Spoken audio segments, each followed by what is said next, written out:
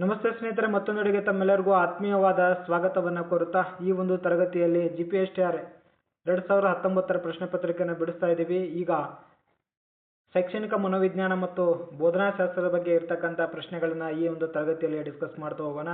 76ನೇ ಪ್ರಶ್ನೆ ನೋಡಿ ಹೇಗಿದೆ ಅಂತಂದ್ರೆ ಅಪ್ಲೈಡ್ ಇರುವಂತ ಪ್ರಶ್ನೆ ಇದು. ಕಿರಣ್ ಅಂತಕ್ಕಂಥವನು ಏನ್ ಮಾಡಿದಾನ, ಕಿರಣನು ಸಮಸ್ಯೆಯ ಅಂಶಗಳನ್ನ ಗುರುತಿಸಬಲ್ಲ, ಸಮಸ್ಯೆಗಳನ್ನ ಗುರುತಿಸ್ತಾನ ಮತ್ತು ವ್ಯವಸ್ಥಿತವಾಗಿ ಪರಿಹಾರವನ್ನ ಕಂಡುಕೊಳ್ತಾನ. ಹಾಗಾದ್ರೆ ಪಿಯಾಜೆಟ್ ಅವರ ಪ್ರಕಾರ ಕಿರಣನ ಯಾವ ಸಂಜ್ಞಾತ್ಮಕ ವಿಕಾಸದ ಈ ಹಂತದಲ್ಲಿದ್ದಾನೆ ಅಂತ ಕೇಳಿದಾನೆ. ಕಿರಣ್ ಅಂತಕ್ಕಂಥ ಒಬ್ಬ ವಿದ್ಯಾರ್ಥಿ, ಅವನಿಗೆ ಅಂಶವನ್ನ ಗುರುತಿಸುವಂತ ಸಾಮರ್ಥ್ಯ ಇದೆ ಮತ್ತೆ ಪರಿಹಾರವನ್ನ ಕಂಡುಕೊಳ್ಳುವಂತ ಸಾಮರ್ಥ್ಯ ಅವನಲ್ಲಿ ಇರುವಂತದ್ದು. ಸೊ ಹಾಗಾಗಿ ಪಿಯಾಜೆಟ್ ಅವರ ಪ್ರಕಾರ ಯಾವುದು ಅವರಲ್ಲಿ ಇರ್ತಕ್ಕಂಥ ಹಂತ ಅಂತ ಕೇಳ್ತಾ ಇದ್ದಾರೆ. ಇಲ್ಲಿ ಸರಿಯಾಗಿರ್ತಕ್ಕಂಥದ್ದು ನೋಡಿ, ಅವರಿಗೆ ಔಪಚಾರಿಕ ಹಂತ ಅಂತಕ್ಕಂಥದ್ದು ಇಲ್ಲಿ ಸರಿ ಇರುವಂತ ಸ್ನೇಹಿತರೆ. ಇನ್ನು ಮುಂದಿನ ಪ್ರಶ್ನೆ ನೋಡೋಣ. ಮುಂದಿನ ಪ್ರಶ್ನೆ ನೋಡಿ, ಇಲ್ಲಿ ಕೆಳಗಿನ ಹೇಳಿಕೆಗಳಲ್ಲಿ ಯಾವುದು ಕಲಿಕೆಯ ಗುಣಲಕ್ಷಣವಲ್ಲ ಅಂತ ಕೇಳಿದ್ದಾರೆ. ಇದು ನೆಗೆಟಿವ್ ಸ್ಟೇಟ್ಮೆಂಟ್ ಆಗಿದೆ.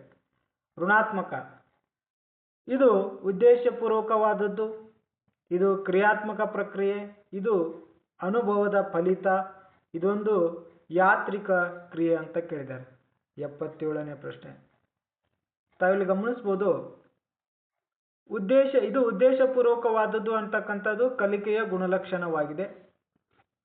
ಅದೇ ರೀತಿಯಾಗಿ ಇದೊಂದು ಕ್ರಿಯಾತ್ಮಕ ಪ್ರಕ್ರಿಯೆ ಆಗಿದೆ ಅಂತಕ್ಕಂಥದ್ದು ಕೂಡ ಇದೇನಾಗಿದೆ ಅಂದ್ರೆ ಕಲಿಕೆಯ ಲಕ್ಷಣವಾಗಿರುವಂಥದ್ದು. ಇದೊಂದು ಅನುಭವದ ಫಲಿತ ಅಂತಕ್ಕಂಥದ್ದು ಕೂಡ ಕಲಿಕೆಯ ಲಕ್ಷಣವಾಗಿರುವಂಥದ್ದು. ಹಾಗಾದರೆ ಇಲ್ಲಿ ತಮಗೆ ಗೊತ್ತಿರಲಿ ಆನ್ಸರ್ ಯಾವುದು ಅಂತಂದ್ರ ಇದೊಂದು ಯಾಂತ್ರಿಕ ಕ್ರಿಯೆ ಅಂತಕ್ಕಂಥದ್ದು ಇಲ್ಲಿ ಏನಾಗುತ್ತೆ ಅಂದ್ರೆ ಕಲಿಕೆಯ ಲಕ್ಷಣ ಇದು ವಾಗಿಲ್ಲ. ಇನ್ನು 78ನೇ ಪ್ರಶ್ನೆ ಕೇಳಿದ್ದಾರೆ. ಕೊಟ್ಟಿರುವ WFRD ಎಂಬ ಆರಂಭಿಕ ಅಕ್ಷರಗಳನ್ನು ಬಳಸಿ ಪದಗಳನ್ನು ಪುನರುಕ್ತಿಯಾಗದಂತೆ ಶಿಕ್ಷಕರು ವಿದ್ಯಾರ್ಥಿಗಳಿಗೆ ಕೇಳಿದರು ಅಂತ ಇದೆ. ಇದರಲ್ಲಿರುವ ಯಾವ ಸಂಜ್ಞಾನ ಪ್ರಕ್ರಿಯೆಯನ್ನ ಪರೀಕ್ಷಿಸಲಾಗುತ್ತದೆ ಅಂತ ಕೇಳಿದ್ದಾರೆ. ಇಲ್ಲಿ ಕೊಟ್ಟಿರ್ತಕ್ಕಂಥದ್ದು ಆಯ್ಕೆಗಳನ್ನು ನೋಡೋಣ. ಭಿನ್ನಮುಖಿ ಚಿಂತನೆ, ವಿಮರ್ಶಾ ಚಿಂತನೆ, ಏಕಮುಖ ಚಿಂತನೆ, ವಿಮರ್ಶಾತ್ಮಕ ಚಿಂತನೆ ಅಂತ ಇದೆ. 78ನೇ ಪ್ರಶ್ನೆ, ಇಲ್ಲಿ ಸರಿಯಾಗಿರ್ತಕ್ಕಂಥ ಉತ್ತರ ಬಂದು ಯಾವ್ದ್ರಿ, ಭಿನ್ನಮುಖ ಚಿಂತನೆ ಅಂತಕ್ಕಂಥದ್ದು ಇಲ್ಲಿ ಏನಾಗುತ್ತೆ ರೀ ಸರಿಯಾಗಿರುವಂಥದ್ದು. ಇನ್ನು 79ನೇ ಪ್ರಶ್ನೆಯನ್ನು ನೋಡ್ತಾ ಇದ್ದೀವಿ. ವಿದ್ಯಾರ್ಥಿಗಳು ತಮಗೆ ತಾವೇ ಕಲಿಯಬಲ್ಲರು, ತಾವೇ ಸಮಸ್ಯೆಯನ್ನ ಬಗೆಹರಿಸಬಲ್ಲರು ಮತ್ತು ತಿಳಿಯುವುದನ್ನ ಆವಿಷ್ಕರಿಸುವರು ಅಂತ ಇದೆ. ಆವಿಷ್ಕರಿಸುವುದು ಅಂದ್ರೆ ಸಂಶೋಧನೆ ಮಾಡುವಂಥದ್ದು. ಇವುಗಳ ಇದರ ಲಕ್ಷಣವಾಗಿದೆ ಅಂತ ಕೇಳಿದ್ದಾರೆ. ಯಾವ್ದ್ರಿ, ಅನುಗಮನ ಉಪಕ್ರಮನೋ ಅಥವಾ ನಿಗಮನ ಉಪಕ್ರಮನೋ, ಹ್ಯೂರಿಸ್ಟಿಕ್ ಉಪಕ್ರಮನೋ, ರಚನಾತ್ಮಕ ಉಪಕ್ರಮನೋ ಅಂತ ಇದೆ. ಇಲ್ಲಿ ಸರಿಯಾಗಿರ್ತಕ್ಕಂಥ ಉತ್ತರ ಇಲ್ಲಿ ಆಯ್ಕೆ ಸಿ, ಹ್ಯೂರಿಸ್ಟಿಕ್ ಉಪಕ್ರಮ ಅಂತಕ್ಕಂಥದ್ದು ಇಲ್ಲಿ ಏನಾಗುತ್ತೆ ಸರಿ ಇದೆ. 80ನೇ ಪ್ರಶ್ನೆ ನೋಡಿ. ಒಬ್ಬ ವಿದ್ಯಾರ್ಥಿಯು ಪಠ್ಯಪುಸ್ತಕದಲ್ಲಿ ಇಲ್ಲದ ಒಂದು ಕವಿತೆಯನ್ನ ಓದುತ್ತಾ ಆನಂದಿಸುತ್ತಿದ್ದಾನೆ ಅಥವಾ ಆನಂದಿಸುತ್ತಿದ್ದಾಳೆ. ಇದು ನಿಮಗೆ ಸೂಚಿಸುವುದು ಅವನ ಮತ್ತು ಅವಳ. ಒಬ್ಬ ವಿದ್ಯಾರ್ಥಿ ಪಠ್ಯಪುಸ್ತಕದಲ್ಲಿ ಇಲ್ಲದೆ ಇರತಕ್ಕಂಥ ಕವಿತೆಯನ್ನ ಓದುತ್ತಾ ಅಥವಾ ಹಾಡುತ್ತಾ ಆನಂದಿಸುತ್ತಿದ್ದಾನೆ ಅಥವಾ ಆನಂದಿಸುತ್ತಿದ್ದಾಳೆ ಅಂತ ಕೇಳ್ತಾ ಇದ್ದಾರೆ. ಇದು ಬಾಹ್ಯ ಪ್ರೇರಣೆ ಆಗುತ್ತೋ ಅಥವಾ ಸಾಧನೆಯ ಪ್ರೇರಣೆ ಆಗುತ್ತೋ ಅಥವಾ ಸಾಮಾಜಿಕ ಪ್ರೇರಣೆ ಆಗುತ್ತೋ ಅಥವಾ ಆಂತರಿಕ ಪ್ರೇರಣೆ ಆಗುತ್ತೋ ಅಂತ ಕೇಳಿದ್ದಾರೆ. 80ನೇ ಪ್ರಶ್ನೆಗೆ ಇಲ್ಲಿ ಸರಿಯಾಗಿರ್ತಕ್ಕಂಥದ್ದು ಅಂತಂದ್ರ ಇದು ಆಂತರಿಕ ಪ್ರೇರಣೆ ಅಂತಕ್ಕಂಥದ್ದು ಏನಾಗುತ್ತೆ ಸ್ನೇಹಿತರೆ ಇಲ್ಲಿ ಸರಿಯಾಗಿ ಇರುವಂಥದ್ದು.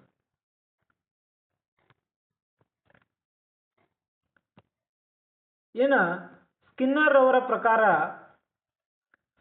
ಅವರ ಪ್ರಕಾರ ಕಲಿಕೆಯ ಪ್ರಧಾನ ಅಂಶ ಏನು ಅಂತ ಕೇಳಿದ್ದಾರೆ.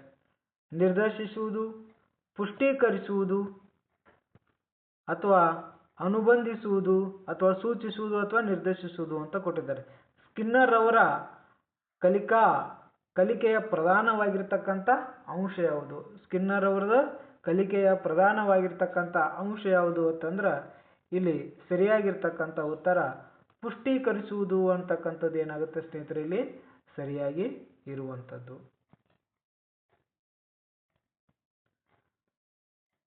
ವೈಗಾಟ್ಸ್ಕಿರವರ ಪ್ರಕಾರ ಸಾಮಾಜಿಕ ರಚನಿಕ ಉಪಕ್ರಮವು ಕೇಂದ್ರೀಕರಿಸಲು ಯಾವ ಒಂದನ್ನ ಹೊರತುಪಡಿಸುತ್ತದೆ ಅಂತ ಕೇಳಿದ್ದಾರೆ. 82ನೇ ಪ್ರಶ್ನೆ. ಇಲ್ಲಿ ಸರಿಯಾಗಿರ್ತಕ್ಕಂಥ ಉತ್ತರವನ್ನು ನೋಡ್ತಾ ಹೋಗೋಣ. ಸಹಕಾರಿ ಕಲಿಕೆ, ನೇರ ಬೋಧನೆ, ವಿಮರ್ಶಾತ್ಮಕ ಚಿಂತನೆ, ಸಕ್ರಿಯ ಪಾತ್ರ ವಹಿಸುವಿಕೆ ಅಂತ ಇದೆ. ಇಲ್ಲಿ ಸರಿಯಾಗಿರ್ತಕ್ಕಂಥ ಉತ್ತರ ಬಂದು ವೈಗೋಟ್ಸ್ಕಿರವರ ಪ್ರಕಾರ ಸಾಮಾಜಿಕ ರಚನಿಕ ಅಂದ್ರೆ ರಚನಾ ಅಂದಂಗ ಅದರ ಉಪಕ್ರಮವು ಕೇಂದ್ರೀಕರಿಸಲು ಯಾವ ಒಂದನ್ನು ಹೊರತುಪಡಿಸಲಾಗಿದೆ ಅಂತ ಕೇಳಿದರೆ ಇಲ್ಲಿ ಸರಿಯಾಗಿರ್ತಕ್ಕಂಥದ್ದು ಅಂತಂದ್ರೆ ಸಹಕಾರಿ ಕಲಿಕೆ ಅಂತಕ್ಕಂಥದ್ದು ಏನಾಗುತ್ತೆ ಸ್ನೇಹಿತರೆ, ಇಲ್ಲಿ ಸರಿಯಾಗಿ ಇರುವಂಥದ್ದು. ಇನ್ನು ನಂತರ ಕೊಯ್ಲ್ಬರ್ಗ್ ರವರ ನೈತಿಕ ವಿಕಾಸವನ್ನ ವ್ಯಕ್ತಿಯ ಈ ಕೆಳಗಿನ ಪ್ರಜ್ಞೆಯ ವಿಕಾಸ ಎಂದು ವ್ಯಾಖ್ಯಾನಿಸಿದ್ದಾರೆ ಅಂತ ಕೇಳಿದ್ದಾರೆ. ಆಯ್ಕೆ ಎ ನಂಬಿಕೆಯ ಮೇಲೆ, ಭೀತಿಯ ಮೇಲೆ, ನ್ಯಾಯದ ಮೇಲೆ, ಭಕ್ತಿ ಭಾವದ ಮೇಲೆ. 83ನೇ ಪ್ರಶ್ನೆಗೆ ಇಲ್ಲಿ ಸರಿಯಾಗಿರ್ತಕ್ಕಂಥ ಉತ್ತರ ನ್ಯಾಯ ಅಂತಕ್ಕಂಥದ್ದು ಏನಾಗುತ್ತೆ ಸ್ನೇಹಿತರೆ, ಇಲ್ಲಿ ಸರಿಯಾಗಿರುತ್ತದೆ. ನೋಡಿ, ನೈತಿಕ ವಿಕಾಸ ಯಾರೇ ಕೊಯ್ಲರ್ ಅವರು. ಕೊಯ್ಲರ್ ಅವ್ರದ್ದೇನು ವ್ಯಕ್ತಿಯ ತನ್ನ ಪ್ರಜ್ಞೆಯ ವಿಕಾಸವನ್ನ ವ್ಯಾಖ್ಯಾನ ಮಾಡ್ತಾರೆ. ಎದ್ರ ಮೇಲೆ ಅಂತಂದ್ರೆ ನ್ಯಾಯದ ಮೇಲೆ ಅಂತಕ್ಕಂಥದ್ದು ಏನಾಗುತ್ತೆ ಸ್ನೇಹಿತರೆ, ಇಲ್ಲಿ ಸರಿಯಾಗಿ ಇರುವಂಥದ್ದು. ಇನ್ನು 84ನೇ ಪ್ರಶ್ನೆ. ಇವುಗಳಲ್ಲಿ ಕಂಠಪಾಠ ಮಾಡುವುದಕ್ಕೆ ಪರಿಣಾಮಕಾರಿಯಾದ ಕ್ರಮವನ್ನ ಗುರುತಿಸಿ ಅಂತ ಕೇಳಿದ್ದಾರೆ. ಮೊದಲಿಗೆ ನೀವು ಕಂಠಪಾಠ ಅಂದ್ರೆ ಏನು ಅಂತ ನಿಮ್ಗೆ ಗೊತ್ತಿರ್ಬೇಕು. ಕಂಠಪಾಠ ಅಂದ್ರೆ ಬೈಹಾಟ್ ಮಾಡುವಂಥದಕ್ಕೆ ಕಂಠಪಾಠ ಅಂತ ಕೇಳ್ತಾರೆ. ಕಂಠಪಾಠ ಮಾಡುವುದಕ್ಕೆ ಪರಿಣಾಮಕಾರಿಯಾದ ಕ್ರಮವನ್ನ ಗುರುತಿಸಿರಿ ಅಂತ ಕೇಳಿದ್ದಾರೆ. ಇಲ್ಲಿ 84ನೇ ಪ್ರಶ್ನೆಗೆ ನೋಡು ಆಯ್ಕೆಗಳನ್ನು ನೋಡ್ತಾ ಹೋಗೋಣ. ಪರೀಕ್ಷೆಗಳಿಗೆ ಒತ್ತು ನೀಡುವುದು, ಅವಧಾನವನ್ನು ಉಳಿಸಿಕೊಳ್ಳುವುದು, ವಸ್ತುವಿನ ಬಾಯಿಪಾಠ ಮಾಡುವುದು, ಆಸಕ್ತಿಯನ್ನ ಹೊಂದಿಲ್ಲದಿರುವುದು ಅಂತ ಕೇಳ್ತಾರೆ. ನೋಡಿ, ಕಂಠಪಾಠ ಮಾಡುವುದಕ್ಕೆ ಪರಿಣಾಮಕಾರಿಯಾದ ಕ್ರಮ, ಕಂಠಪಾಠ ಮಾಡುವುದರಿಂದ ಯಾವ ಕ್ರಮ ಅಂತ ಕೇಳಿದ್ದಂಗೆ ಅದರ ಅರ್ಥ.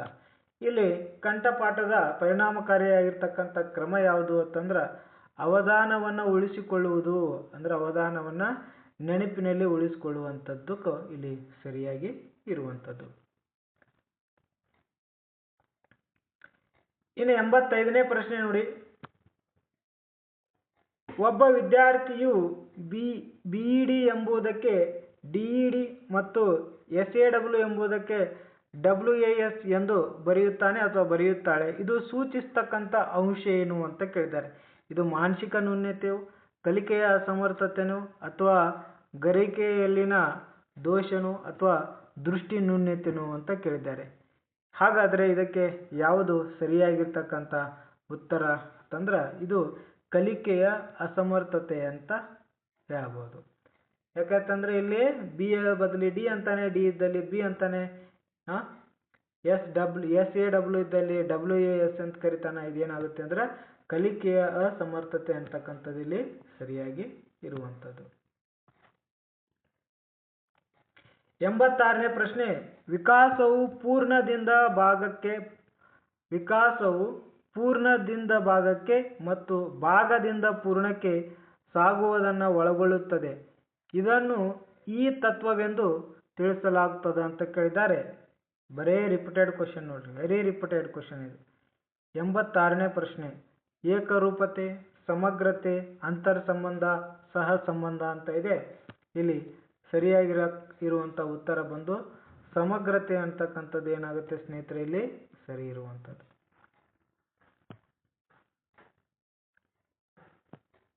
87ನೇ ಪ್ರಶ್ನೆ ನೋಡಿ. ಶಿಕ್ಷಕರು ವಿದ್ಯಾರ್ಥಿಗಳನ್ನ ಪರೀಕ್ಷೆಯೊಂದರಲ್ಲಿ ಕೆಳಗಿನ ಹೇಳಿಕೆಗೆ ಒಪ್ಪುತ್ತೇನೆ ಅಥವಾ ಒಪ್ಪುವುದಿಲ್ಲ ಎಂದು ಪ್ರತಿಕ್ರಿಯಿಸಲು ಹೇಳಿದರು. ನಾವು ನಮ್ಮ ದೇಶಕ್ಕಾಗಿ ಸರಿಯೋ ತಪ್ಪೋ ಎನ್ನದೆ ಯುದ್ಧ ಮಾಡಲು ಸಿದ್ಧರಾಗಿರಬೇಕು. ಈ ಪರೀಕ್ಷೆಯು ಅಳೆಯುವುದು ಅಂತ ಕೇಳಿದ್ದಾರೆ.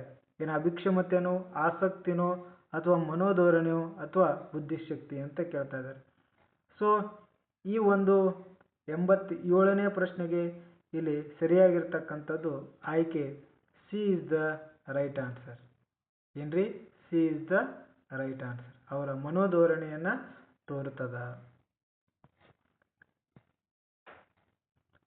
88ನೇ ನೋಡ್ರಿ. ವೃತ್ತಿಯ ಮಾರ್ಗದರ್ಶನ ಸೇವೆಯನ್ನ ಒದಗಿಸಲು ಬಳಸುವ ಪರೀಕ್ಷೆ ಎಂದರೆ ಅಂತ ಕೇಳಿದ್ದಾರೆ. ಬುದ್ಧಿಶಕ್ತಿ ಪರೀಕ್ಷೆ, ಅಭಿಕ್ಷಮತೆ ಪರೀಕ್ಷೆ, ವ್ಯಕ್ತಿತ್ವ ಆಳ ಶೋಧನಾ ಮಾಪನ, ಮನೋಧೋರಣೆ ಪಟ್ಟಿಗಳು ಅಂತ ಇದೆ. 88ನೇ ಪ್ರಶ್ನೆ ಇಲ್ಲಿ ಸರಿಯಾಗಿರ್ತಕ್ಕಂಥ ಉತ್ತರವನ್ನ ನಾವು ನೋಡೋದಾದ್ರೆ ಆಯ್ಕೆ ಬಿ ಅಭಿಕ್ಷಮತೆ ಅಂತಕ್ಕಂಥದ್ದು ಏನಾಗುತ್ತೆ ಇಲ್ಲಿ ಸರಿಯಾಗಿ ಇರುವಂಥದ್ದು. ಅಭಿಕ್ಷಮತೆ ಪರೀಕ್ಷೆ ಅಂತಕ್ಕಂಥದ್ದು ಇಲ್ಲಿ ಏನಾಗುತ್ತೆ ಸರಿ ಇರುವಂಥದ್ದು. ಇನ್ನು ಮುಂದಿನ ಪ್ರಶ್ನೆ ನೋಡಿ, ಸರಿ ಇಂಪಾರ್ಟೆಂಟ್ ಇರುವಂಥದ್ದು 89ನೇ ಪ್ರಶ್ನೆ ನೋಡ್ರಿ. ಕೋಲ್ಬರ್ಗ್ ರವರ ಪ್ರಕಾರ 10 ರಿಂದ 13 ವರ್ಷ ವಯಸ್ಸಿನಲ್ಲಿರುವ ಮಕ್ಕಳ ನೈತಿಕ ವಿಕಾಸವು ಈ ಮಟ್ಟದಲ್ಲಿರುತ್ತದೆ ಅಂತ ಕೇಳಿದ್ದಾರೆ. 10 ರಿಂದ 13 ವರ್ಷದ ಮಕ್ಕಳಿದಾರಲ್ಲ ಅವರ ನೈತಿಕ ಮಟ್ಟ ಎಷ್ಟಿರುತ್ತೆ, ಈ ಹಂತದಲ್ಲಿರುತ್ತೆ ಅಂತ ಕೇಳಿದ್ದಾರೆ. ಯಾವ ಹಂತದಲ್ಲಿರುತ್ತೆ? ನೈತಿಕ ಪೂರ್ವ ಹಂತದಲ್ಲಿದೆಯೋ, ಅಥವಾ ಸ್ವಸಮ್ಮತಿಯ ತತ್ವ ಹಂತದಲ್ಲಿದೆಯೋ, ಸಾಂಪ್ರದಾಯಿಕ ಅಥವಾ ನೈತಿಕತೆಯ ಹಂತದಲ್ಲಿದೆಯೋ, ವಿಮರ್ಶಾತ್ಮಕ ಮತ್ತು ನೈತಿಕತೆಯ ಹಂತದಲ್ಲಿದೆ ಅಂತ ಕೇಳಿದ್ದಾರೆ.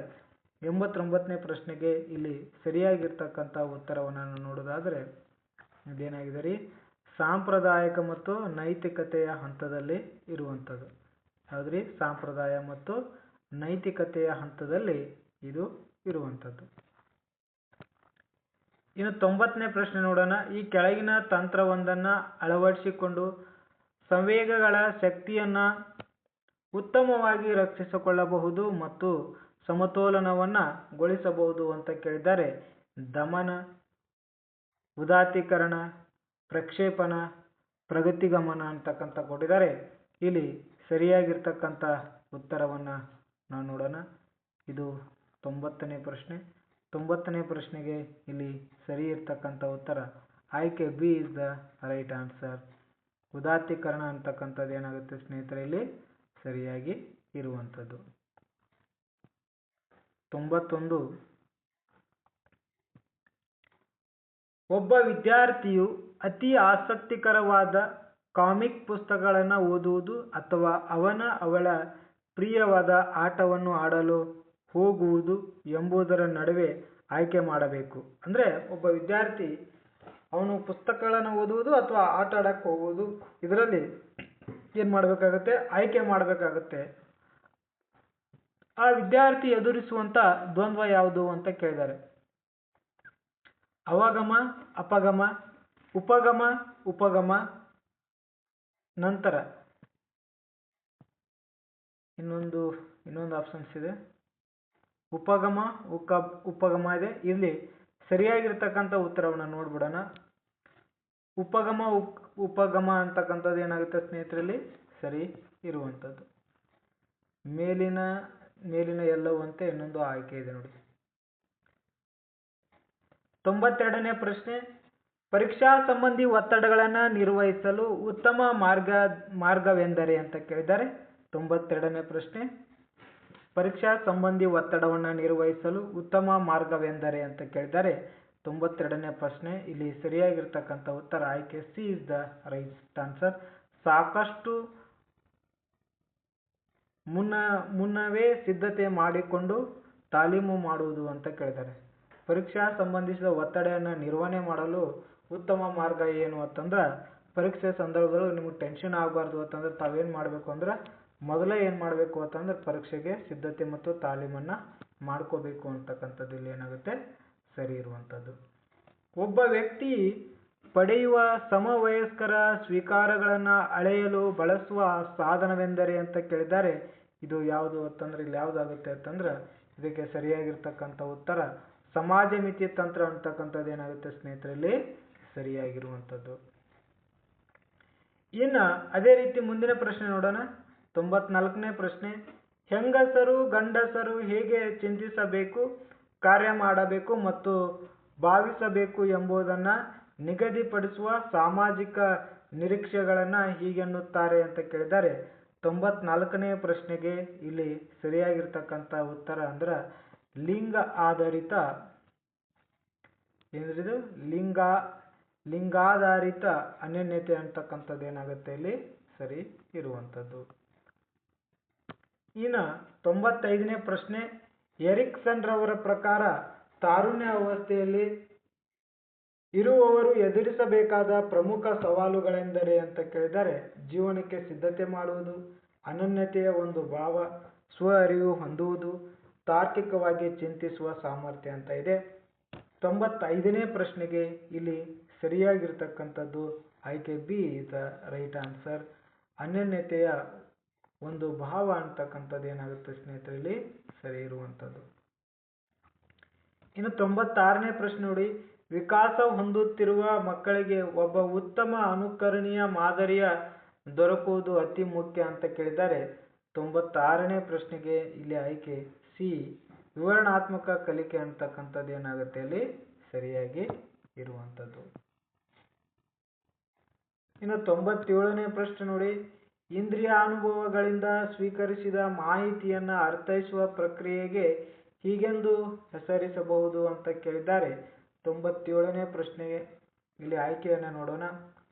ಸಂವೇದನೆ ಅಂತ ಕೇಳ್ತಾರೋ ಅಥವಾ ಪ್ರತ್ಯಕ್ಷ ಅನುಭವ ಅಂತ ಕರೀತಾರೋ, ಕಲ್ಪನೆ ಅಂತ ಕರೀತಾವೋ, ಪರಿಕಲ್ಪನಿಸುವಿಕೆ ಅಂತ ಕೇಳ್ತಾ ಇದ್ದಾರೆ. ಇಲ್ಲಿ ಸರಿಯಾಗಿರುವಂಥದ್ದು ಆಯ್ಕೆ ಬಿ ಇಸ್ ದ ಪ್ರತ್ಯಕ್ಷ ಅನುಭವ ಅಂತಕ್ಕಂಥದ್ದು ಏನಾಗುತ್ತೆ ಇಲ್ಲಿ ಸರಿಯಾಗಿ ಇರುವಂಥದ್ದು.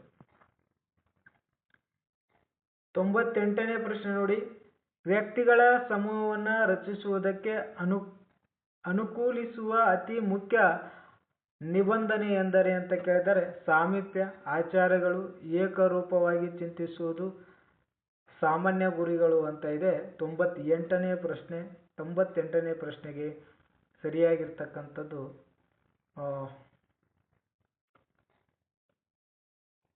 ಆಯ್ಕೆ D is the right answer. ಸಾಮಾನ್ಯ ಗುರಿಗಳು ಅಂತಕ್ಕಂಥದ್ದು ಏನಾಗುತ್ತೆ ಸ್ನೇಹಿತರಲ್ಲಿ ಸರಿಯಾಗಿ ಇರುವಂಥದ್ದು.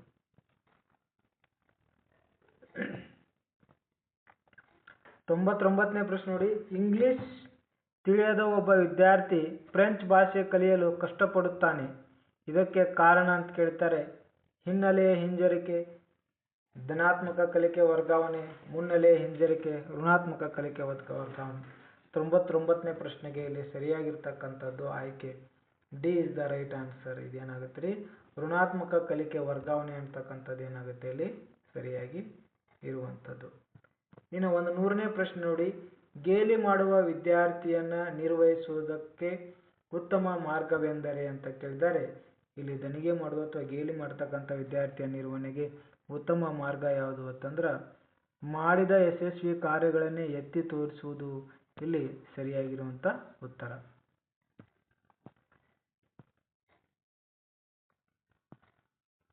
ಮಾಸ್ಲೋರವರ ಪ್ರಕಾರ ಮಾನವನ ವ್ಯಕ್ತಿಗಳ ಮನೋವೈಜ್ಞಾನಿಕ ಸುಸ್ಥಿತಿಯ ಈ ಕೆಳಗಿನ ಅಗತ್ಯತೆಗಳನ್ನು ಪೂರೈಸುವುದನ್ನು ಅವಲಂಬಿಸಿದೆ ಅಂತ ಕೇಳಿದ್ದಾರೆ. 101ನೇ ಪ್ರಶ್ನೆಗೆ ಇಲ್ಲಿ ಸರಿಯಾಗಿರ್ತಕ್ಕಂಥ ಉತ್ತರ ಪ್ರೀತಿ ಮತ್ತು ಒಳಗೊಳ್ಳುವ ಅಗತ್ಯತೆಗಳು ಅಂತಕ್ಕಂಥದ್ದು ಏನಾಗುತ್ತೆ ಇಲ್ಲಿ ಸರಿಯಾಗಿ ಇರುವಂಥದ್ದು. ಅದೇ ರೀತಿ 102ನೇ ಪ್ರಶ್ನೆ ನೋಡಿ,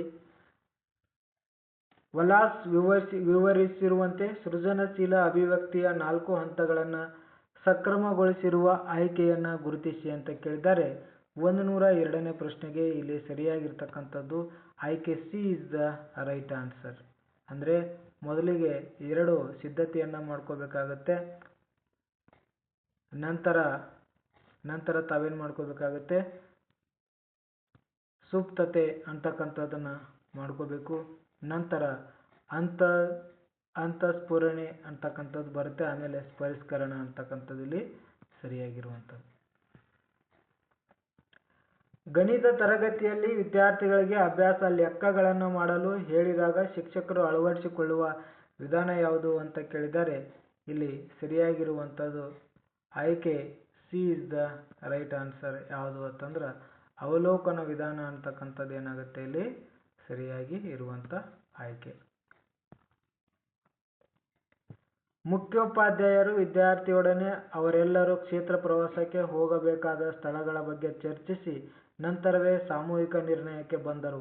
ಇದು ಈ ಕೆಳಗಿನ ಒಂದು ವಿಶದೀಕರಿಸುತ್ತದೆ ಅಂತ ಕೇಳಿದರೆ ಇದು ಪ್ರಜಾಪ್ರಭುತ್ವ ನಾಯಕತ್ವವನ್ನ ಏನ್ ಮಾಡುತ್ತದ್ರಿ ತೋರುವಂಥದ್ದು.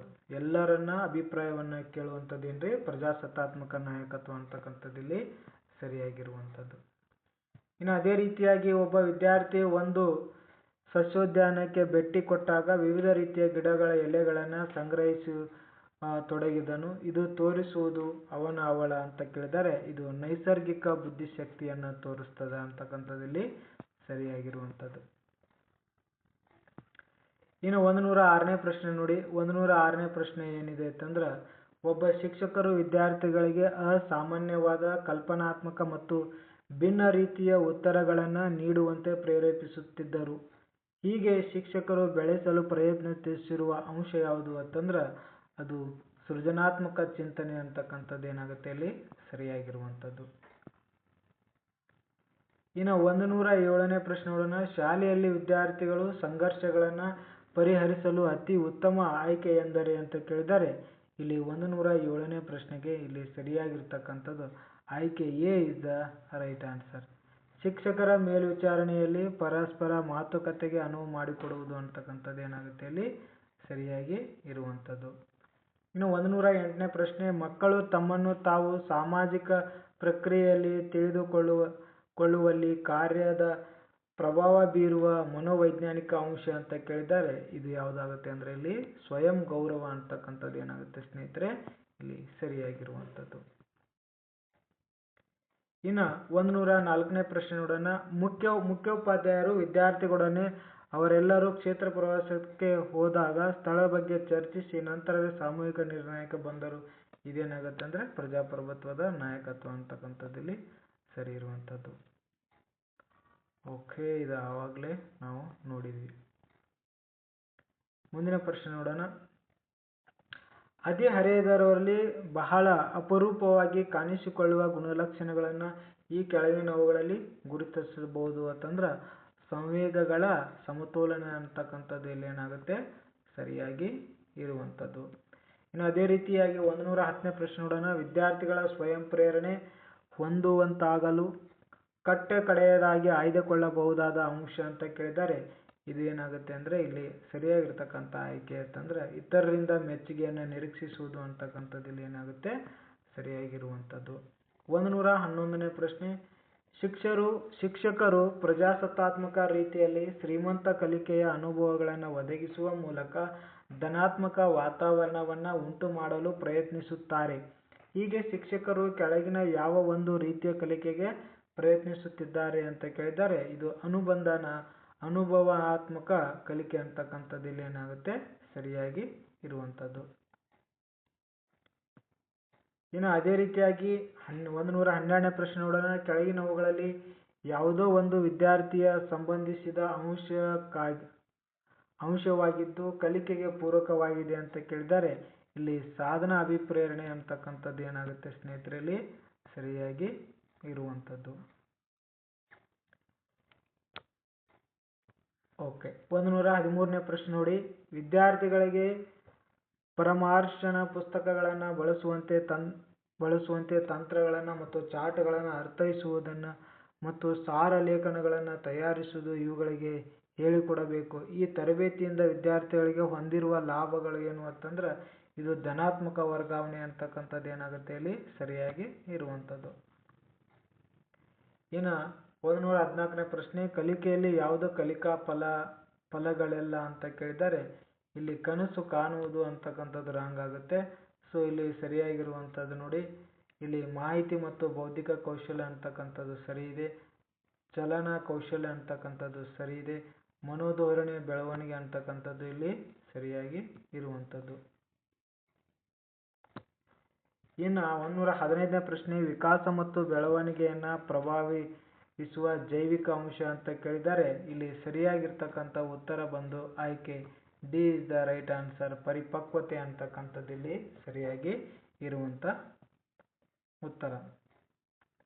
116ನೇ ಪ್ರಶ್ನೆ ನೋಡ್ರಿ, ಶಿಕ್ಷಕರು ಆಪ್ತ ಸಮಾಲೋಚನೆ ನೀಡುವ ಸಮಯದಲ್ಲಿ ಕೆಳಗಿನ ಒಂದು ಕ್ರಮವನ್ನು ಬಳಸಲು ಆದ್ಯತೆಯನ್ನು ನೀಡುತ್ತಾರೆ ಅಂತ ಕೇಳಿದ್ದಾರೆ. ಇದಕ್ಕೆ ಸರಿಯಾಗಿರ್ತಕ್ಕಂಥ ಉತ್ತರ ನೋಡ್ರಿ, ಸಹಾಯಕ್ಕಾಗಿ ಬರುವ ವಿದ್ಯಾರ್ಥಿಯ ಪೂರ್ಣ ವರ್ತನೆಗೆ ಸಂಬಂಧಿಸಿದ ಪ್ರಕ್ರಿಯಿಸುತ್ತಾರೆ ಅಂತಕ್ಕಂಥದ್ದು ಏನಾಗುತ್ತೆ ಇಲ್ಲಿ ಸರಿ ಇರುವಂತ ಉತ್ತರ ಸ್ನೇಹಿತರೆ. ಇನ್ನು 117ನೇ ಪ್ರಶ್ನೆ ನೋಡಿ, ಪ್ರತಿಭಾಸಂಪನ್ನ ಮಕ್ಕಳ ಅಗತ್ಯತೆಗಳನ್ನು ಪೂರೈಸುವಾಗ ಶಿಕ್ಷಕರು ಈ ಕೆಳಗಿನ ಒಂದನ್ನು ಪರಿಗಣಿಸಬಹುದು ಅಂತ ಕೇಳಿದ್ದಾರೆ. ಇದೇನು ಪರಿಗಣಿಸಬಹುದು ಅಂತಂದ್ರೆ ಸಂಪದೀಕರಣ ಕಾರ್ಯಕ್ರಮವನ್ನ ಏನ್ ಮಾಡಬಹುದು ಪರಿಗಣಿಸಬಹುದು. ಒಬ್ಬ ವಿದ್ಯಾರ್ಥಿ ಉದ್ದೇಶಪೂರ್ವಕವಾಗಿ ಶಾಲೆಗೆ ಅನುಮತಿಯನ್ನು ಪಡೆಯದೆ ಗೈರು ಹಾಜರಾಗುತ್ತಾನೆ. ಈ ಗೈರು ಹಾಜರಾಗುವ ವಿದ್ಯಾರ್ಥಿಯ ವರ್ತನೆಯನ್ನು ನಿರ್ವಹಿಸಲು ಯಾವುದು ಅತ್ಯುತ್ತಮ ಮಾರ್ಗವಾಗಿದೆ ಅಂತ ಕೇಳಿದರೆ ಇದಕ್ಕೆ ಸರಿಯಾಗಿರ್ತಕ್ಕಂಥದ್ದು ಅಂದ್ರೆ ಆಪ್ತ ಸಮಾಲೋಚನೆಯನ್ನ ಮಾಡುವುದು ಇಲ್ಲಿ ಸರಿ ಇರುವಂತದ್ದು. ಇನ್ನು 119ನೇ ಪ್ರಶ್ನೆ ನೋಡ್ರಿ, ತರ್ಕಶಾಸ್ತ್ರವನ್ನ 3ನೇ ತರಗತಿಯ ವಿದ್ಯಾರ್ಥಿಗಳಿಗೆ ಬೋಧಿಸಲಾಗದು ಏಕೆಂದರೆ ಇದು ನಿಯಮವನ್ನ ಪೂರೈಸುವಂತಿಲ್ಲ ಅಂತ ಕೇಳಿದರೆ ಬಿಕಾಸ್ ಆಫ್ ಇದು ಸಿದ್ಧತಾ ನಿಯಮಕ್ಕೆ ವಿರುದ್ಧವಾಗಿದೆ. ಸೊ ಹಾಗಾಗಿ ಇದು ಸಿದ್ಧತಾ ನಿಯಮ ಅಂತಕ್ಕಂಥದ್ದು ಇಲ್ಲಿ ಏನಾಗುತ್ತೆ ಸರಿಯಾಗಿ ಇರುವಂತದ್ದು. ಒಳಗೊಳ್ಳುವ ತರಗತಿಯ ಶಿಕ್ಷಕರಲ್ಲಿರಬೇಕಾದ 120ನೇ ಪ್ರಶ್ನೆ, ಒಳಗೊಳ್ಳುವ ತರಗತಿಯ ಶಿಕ್ಷಕರಲ್ಲಿರಬೇಕಾದ ಅತ್ಯಂತ ಅಪೇಕ್ಷಿತ ಮನೋಧೋರಣೆಯನ್ನು ಗುರುತಿಸಿರಿ ಅಂತ ಕೇಳಿದ್ದಾರೆ. ಇದು ವಿಶೇಷ ಸವಾಲುಗಳುಳ್ಳ ಮಕ್ಕಳಲ್ಲಿರುವ ವಿಶೇಷ ಪ್ರತಿಭೆಗಳಿಗೆ ಅವಕಾಶವನ್ನು ಒದಗಿಸುವುದು ಅಂತಕ್ಕಂಥದ್ದು ಏನಾಗುತ್ತೆ ಇಲ್ಲಿ ಸರಿಯಾಗಿರುವಂಥದ್ದು. ಸೃಜನಶೀಲ ಮಕ್ಕಳಿಗೆ ಸಹಾಯ ಮಾಡುವಾಗ ಕೆಳಗಿರುವುದರಲ್ಲಿ ಯಾವುದು ಶಿಕ್ಷಕರಿಗೆ ಅನುಕೂಲವಾಗುವುದಿಲ್ಲ ಅಂತ ಕೇಳಿದರೆ ಉಪನ್ಯಾಸಕ ಪದ್ಧತಿ ಅನುಕೂಲವಾಗುವುದಿಲ್ಲ. ಹಾಗಾದರೆ ಯಾವ್ದು ಅನುಕೂಲ ಆಗುತ್ತೆ ಅಂತಂದ್ರೆ ಮನಮಂಥನ ಅಂತಕ್ಕಂಥದ್ದು ಅನುಕೂಲ ಆಗುತ್ತೆ. ವಿಚಾರಣಾ ತರಬೇತಿ ಮಾದರಿ ಅನುಕೂಲ ಆಗುತ್ತೆ. ಇದು ಸೆನೆಟಿಕ್ಸ್ ಅಂತಕ್ಕಂಥದ್ದು ಇದು ಅನುಕೂಲವಾಗುವಂಥದ್ದು.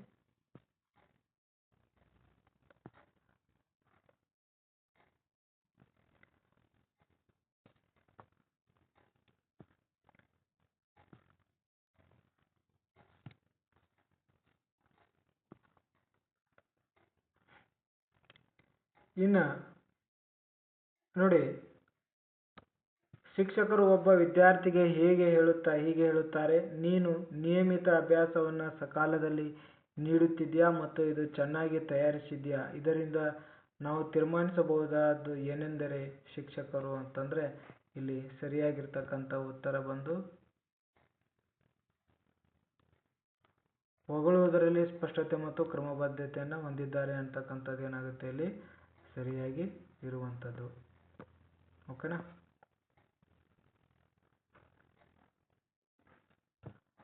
123, ಒಬ್ಬ ಶಿಕ್ಷಕರು ವಿದ್ಯಾರ್ಥಿಗಳಿಗೆ ಕೈಗೊಂಡ ಪ್ರಯೋಗ ವಿವರಿಸಲು ಕೆಳಕಂಡ ಭೂದೃಶ್ಯ ಚಿತ್ರವನ್ನು ವರ್ಣಿಸಲು ಕೇಳುವರು. ಅವರು ಅನುಭವಗಳನ್ನು ಹಂಚಿಕೊಳ್ಳಲು ಕೇಳುವವರು. ಶಿಕ್ಷಕರು ಕೆಳಗಿನ ಯಾವುದರ ಬೆಳವಣಿಗೆ ಅನುಕೂಲಿಸುತ್ತಾರೆ ಅಂತ ಕೇಳಿದ್ದಾರೆ. ಇಲ್ಲಿ ಆಯ್ಕೆ C is the right answer. ಭಾಷಾ ವಿಕಾಸ ಅಂತಕ್ಕಂಥದ್ದು ಏನಾಗುತ್ತೆ ಸ್ನೇಹಿತರೆ ಇಲ್ಲಿ ಸರಿಯಾಗಿ ಇರುವಂಥದ್ದು. ಯಾವ್ದ್ರಿ ಭಾಷಾ ವಿಕಾಸ ಅಂತಕ್ಕಂಥದ್ದು ಏನಾಗುತ್ತೆ ಇಲ್ಲಿ ಸರಿ ಇರುವಂಥದ್ದು. ಒಬ್ಬ ವಿದ್ಯಾರ್ಥಿ ತಾನು ರೇಡಿಯೋ ಕೇಳುತ್ತಾ ಒಂದು ಪುಸ್ತಕವನ್ನು ಓದಬಲ್ಲೆ ಎಂದು ಹೇಳುತ್ತಾನೆ. ಇದು ಕಲಿಯುವವನಲ್ಲಿ ಕೆಳಗಿನದನ್ನು ಸೂಚಿಸುತ್ತದೆ.